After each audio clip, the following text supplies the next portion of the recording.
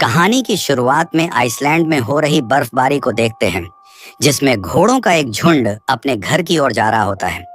तभी अचानक कोई क्रीचर घोड़ों के पास आने लगता है, जिसके कारण सभी घोड़े बहुत डर जाते हैं और वहां से भागने लगते हैं।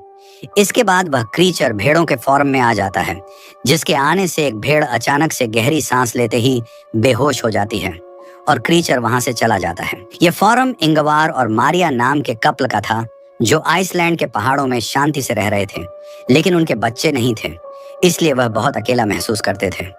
खैर, दोनों अपना परिवार चलाने के लिए भेड़ों की देखभाल के साथ साथ सब्जियों की खेती करने का काम करते थे। दरअसल यह जगह शहर से काफी दूरी पर थी, जिसके कारण कोई भी यहाँ नहीं आता था और दोनों फॉर्म में काम करके अपना समय बिताते थे। एक शाम मारिया और इंगवार अपनी प्रेग्नेंट भेड़ों की डिलीवरी में मदद करते हुए दिखाई देते हैं, जहां उन्हें पता चलता है कि बहुत सारी भेड़ों ने बच्चों को जन्म दिया है, जिससे मारिया बहुत खुश होती है। लेकिन इंगवार को उनमें ज्यादा दिलचस्पी नहीं थी, क्योंकि इतनी सारी भेड़ों को पालने के लिए बहुत ज्यादा खर्चा होता था। एक दिन जब दोनों काम करके आपस में बातचीत कर रहे थे, तब मारिया इंगवार को अपनी ट्रैक्टर में होने वाली प्रॉब्लम के बारे में बताती है। तब वह कहता है कि उन्हें अगले सीजन से पहले ट्रैक्टर को ठीक करवाना होगा। इसी दौरान भेड़ों की शेड में उनका कुत्ता भौंकने लगता है।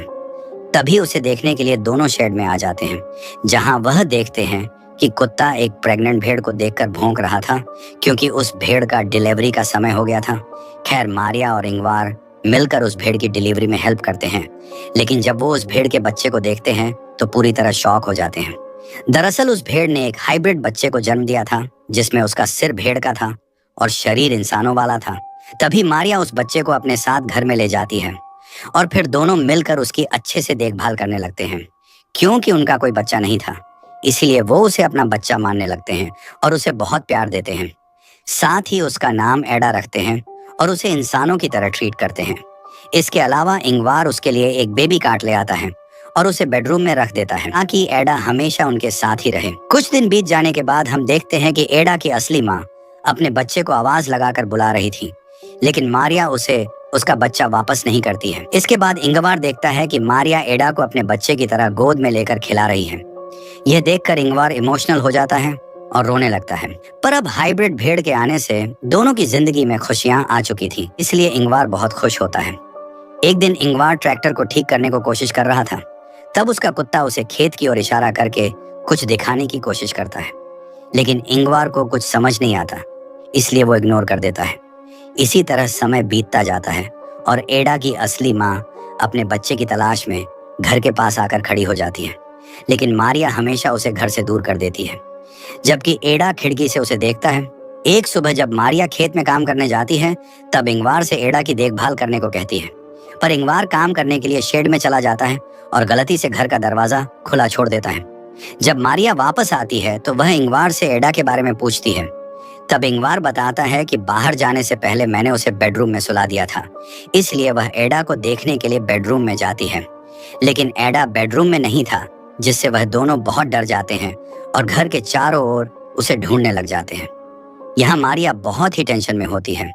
तब इंगवार उसे शांत करता है और कहता है कि वो एडा को जल्दी ही ढूंढ लेंगे। अब दोनों एडा को अपने पूरे एरिया में ढूंढने लगते हैं, लेकिन उन्हें वो कहीं नहीं मिलता है। अब दोनों थककर घर की ओर जाने लगते हैं। तभी उन्हें भेड़ की आवाज सुनाई देती है। मारिया उस आवाज का पीछा करती है और देखती है कि एडा की असली माँ एडा को अपने साथ बाहर लेकर आई थी। मारिया तुरंत उस भेड़ से एडा को छीन लेती है और उसे ठंड से बचाने के लिए उसे कपड़े से ढकती है। उसके बाद वो घर जाने लगते हैं, जिस दौरान एडा की माँ उनके पीछे आने लगती है, जिससे मारिया उस पर गुस्सा होती है और उसे दूर जाने के लिए कहती है। वापस घर में आने के बाद वह एडा को सुला देते हैं और राहत की सांस लेते हैं। कुछ ही महीनों बाद एडा बड़ा हो जाता है और अब वह इस परिवार का हिस्सा बन चुका था। खासकर एडा का रिश्ता मारिया के साथ बहुत अच्छा हो गया था और वह दोनों एक दूसरे के बिना नहीं रह सकते। एक रात मारिया को भेड़ों के बारे में डरावना सपना आता है, जिसे देखकर वो जाग जाती है और सोचने लगती है कि शायद एडा की माँ उसे मुझसे दूर ले जाएगी। इसलिए मारिया एडा को बचाने के लिए एक प्लान बनाती है, जिसमें वो इंगवार और एडा को सोता हुआ छोड़कर घर के बाहर आ जाती है और एडा की माँ को गोली मार देती है, जिसके बाद वो उस भेड़ को वहीं पर दफना देती है। तभी इंगवार का भाई पीटर मारिया को ऐसा करते देख लेता है, पीटर छोटे मोटे क्राइम करके पैसा कमाता था, लेकिन कुछ कारणों से उसके साथी उसे इंगवार के यहाँ छोड़कर चले गए थे। खैर, पीटर भेड़ों की शेड में जाकर सो जाता है। जब उसकी आंख खुलती है तो उसे एडा दिखाई देता है, लेकिन जल्द ही एडा वहां से गायब हो जाता है, जिससे पीटर को लगता है कि शायद उसने कोई सपना देखा था। सुबह होने पर पीटर इंगवार से मिलता है, जिसे देखकर इंगवार बहुत खुश होता है कि पीटर काफी समय बाद यहाँ आया था। इसके बाद इंगवार उसे घर के अंदर लाता है और उसे मारिया से नाश्ता बनाने को कहता। जब वो लोग नाश्ता करने के लिए बैठते हैं तब वहाँ एडा भी आ जाता है। यहाँ मारिया एडा को पीटर से मिलाती है, लेकिन पीटर एडा को देखकर थोड़ा परेशान हो जाता है और किसी से कुछ भी नहीं कहता है। कुछ देर बाद एडा और मारिया एक साथ समय बिताते हुए नहा रहे होते हैं। इसी दौरान इंगवार और पीटर घर को पेंट कर रहे थे। तभी पीटर घर के अंदर जाता है और मारिया को एडा के साथ नहाते हुए देखता है। जब इंगवार घर में आता है तब पीटर उसे पूछता है कि आखिर यहाँ क्या चल रहा है, जिस पर इंगवार उसे सिर्फ इतना कहता है कि उनका परिवार बहुत खुश है। रात में मारिया एडा को पीटर के पास लाती है और एडा को अपने अंकल पीटर से गुड नाइट कहने का बोलती है। तब पीटर एक बार फिर इंगवार से एडा के बारे में पूछने की कोशिश करता है, जिस पर इंगवार कहता है कि वो इस बारे में बात करना नहीं चाहता है। साथ ही वह पीटर से कहता है कि तुम यहाँ जब तक चाहो तब तक रह सकते हो, लेकिन तुम हमारे निजी लाइफ में कोई भी इंटरफेयर नहीं करोगे। यहाँ मारिया इंगवार से पूछती है कि आखिर पीटर यहाँ कितने दिनों तक रुकने वाला है। असल में पीटर मारिया के साथ फ्लर्ट करता था और उसे हमेशा गंदी नजरों से देखता है, इसलिए वह चाहती थी कि पीटर जल्द से जल्द यहाँ से चला जाए। खैर, इंगवार उससे कहता है कि पीटर यहाँ कुछ दिन तक रहेगा। वह अक्सर उन लोगों से बचने के लिए यहाँ आता है जिनको उसे पैसे चुकाने होते हैं। अगली सुबह तीनों मिलकर खेत में आलू लगा रहे होते हैं और उनका कुत्ता एडा की देखभाल कर रहा होता है, लेकिन एडा उस कुत्ते को डरा देता है। दूसरी तरफ तीनों एक ब्रेक लेते हैं, जिस दौरान पीटर मारिया से फ्लर्ट करने लगता है, लेकिन मारिया उसे दूर कर देती है। तब पीटर उसे कहता है कि तुम जिसे इंसान समझकर अपने घर में रखे हुए हो वो सिर्फ एक जानवर है, लेकिन मारिया उसकी बातों पर ध्यान नहीं देती है और वहां से चली जाती है।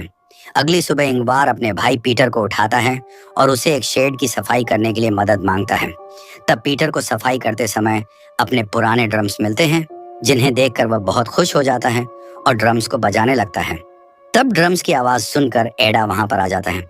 उसका म्यूजिक सुनकर एंजॉय करने लगता है, पर पीटर को यह चीज पसंद नहीं आती है, इसलिए वह एडा का मजाक उड़ाने लगता है और उसे भेड़ बोलते हुए जबरदस्ती घास खिलाने लगता है।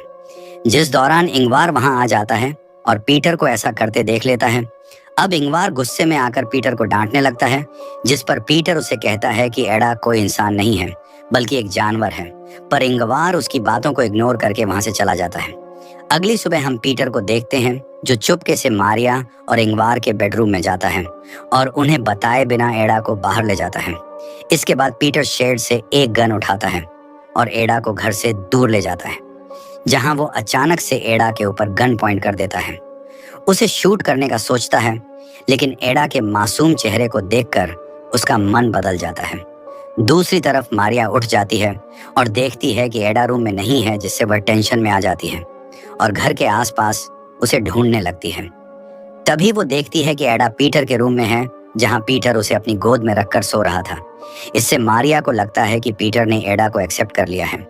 खैर, इसके बाद हम मारिया को श्मशान में देखते हैं, जहां वह एक कब्र के सामने बैठकर प्रे कर रही होती है।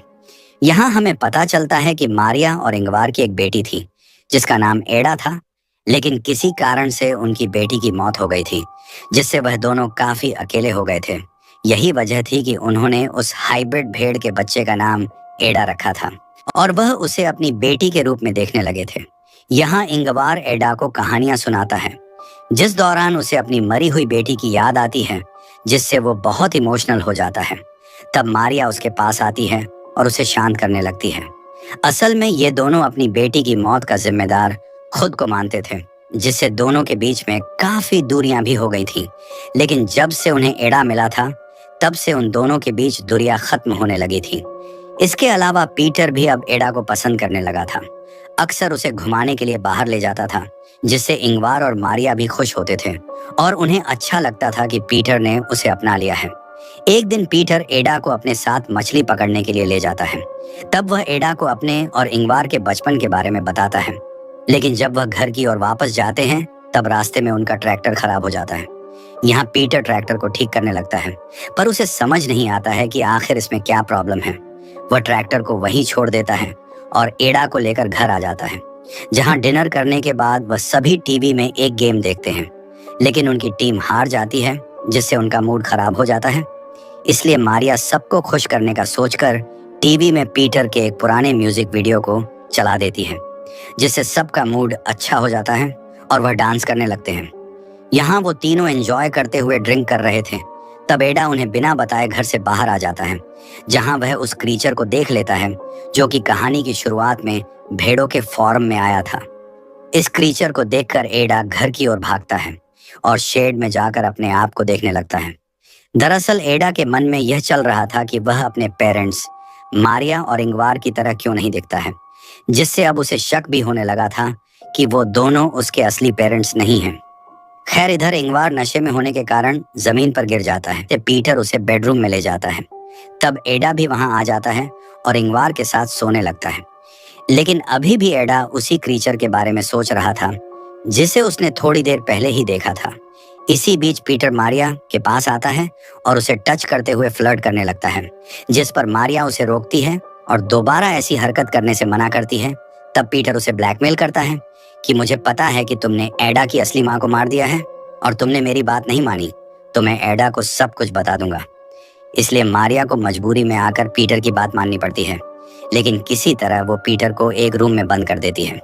तभी पीटर चिल्लाते हुए उसे गेट खोलने को कहता है, लेकिन मारिया उसे इग्नोर करके वहां से चली जाती है। अगली सुबह मारिया पीटर के पास जाती है और उसे अपने घर से चले जाने की रिक्वेस्ट करती है, जिसके लिए पीटर मान जाता है और वो उसे बस स्टॉप पर छोड़ने के लिए चली जाती है। इसी बीच इंगवार भी उठ जाता है और अपनी वाइफ और भाई को ढूंढने लगता है, लेकिन जब वह उसे नहीं मिलते हैं तब एडा के साथ अकेले ही नाश्ता करता है और फिर उसके साथ ट्रैक्टर को लेने चला जाता है। यहाँ मारिया पीटर को ड्रॉप करके उसे बताती है कि एडा उनके लिए एक गॉड गिफ्ट है, जिसकी मदद से वह दोबारा अपनी अच्छी जिंदगी की शुरुआत कर सकेंगे। मारिया पीटर से नाराज होने के बावजूद भी उसे कुछ पैसे देती है, फिर अपने घर की ओर निकल जाती है। इसी बीच इंगवार एडा को बताता है कि अगर वो घर का रास्ता भूल जाए तो वह घर कैसे पहुंच सकता है। खैर, दोनों ट्रैक्टर के पास आ जाते हैं। तब इंगवार ट्रैक्टर को सही करने लगता है, लेकिन वो ट्रैक्टर की प्रॉब्लम को सोल्व नहीं कर पाता है, इसलिए वह एडा के साथ वापस घर जाने लगता है। यहाँ मारिया भी घर आ चुकी थी। मारिया सोचती है कि अब वह और इंगवार एडा के साथ शांति से रह सकेंगे, लेकिन उसे घर में दोनों दिखाई नहीं देते। तभी उसे गोली चलने की आवाज सुनाई देती है, जिससे मारिया बहुत डर जाती है और जल्दी से फार्म की ओर भागती है। यहाँ फार्म में हम देखते हैं कि उस क्रीचर ने इंगवार को गर्दन में गोली मारकर उसे मार दिया है। ये क्रीचर भी आधा इंसान और आधा भेड़ होता है, जिससे हमें पता चलता है कि यह एडा का असली पिता है, और इसको देखने के बाद से ही एडा को अपने पेरेंट्स पर शक होने लगता है। और अब वो क्रीचर एडा का हाथ पकड़कर उसे अपने साथ ले जाने लगता है। तभी एडा इंगवार के पास जाने के लिए अपने हाथ को उस क्रीचर से छुड़ाने लगता है, पर वह उसे पकड़ कर ले जाता है और एडा रोते हुए इंगवार को देखता रहता है। जल्द ही मारिया वहां आ जाती है और इंगवार को मरा हुआ देखकर बुरी तरह रोने लगती है। अब मारिया के पास कुछ भी नहीं बचा था, अब वह पूरी तरह से अकेली हो गई थी। कहानी के अंत में मारिया अपनी सारी उम्मीद खोकर अपनी आंखों को बंद कर लेती है, और इसी के साथ इस कहानी का यहीं पर दी एंड हो जाता है।